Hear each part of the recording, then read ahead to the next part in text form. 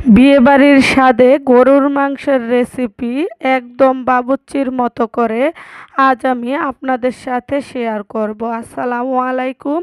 কাছে কিংবা দূরে যে যেখান থেকে ভিডিওটা দেখছেন, আশা করি আল্লাহর রহমতে ভালো আছেন। আমিও আপনাদের দোয়ায় ভালো আছি। তা আজ আবার চলে আসলাম একটা রেসিপি নিয়ে। তো এই যে গরুর মাংস ভালোভাবে 5 কেজি নিয়ে ধুয়ে নিয়েছি।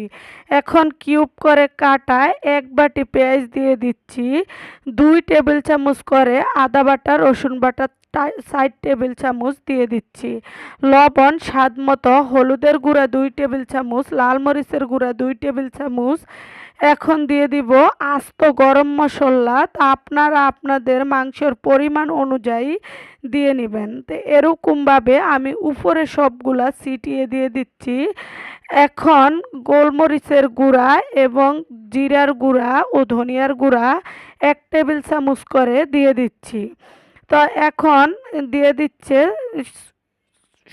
সয়াবিন তেল পরিমাণ মতো, মানে 1 কাপের মতো দিয়ে দিচ্ছে। দিয়ে এটাকে দমে রেখে চুলাটা জ্বালিয়ে দিচ্ছে। এখন আবার একটু নেড়ে ছেড়ে দিব বলক আসার পরে।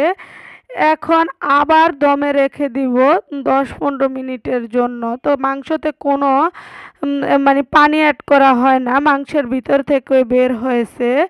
দেখেন মাশাআল্লাহ কি সুন্দর কালার। এখন আমি একটু জিরা দিয়ে পরিবেশন করে আপনাদের সাথে দেখাবো।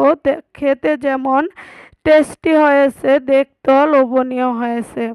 তো ভালো লাগলে লাইক কমেন্ট করে শেয়ার করবেন। আজ এই পর্যন্ত, আল্লাহ হাফেজ।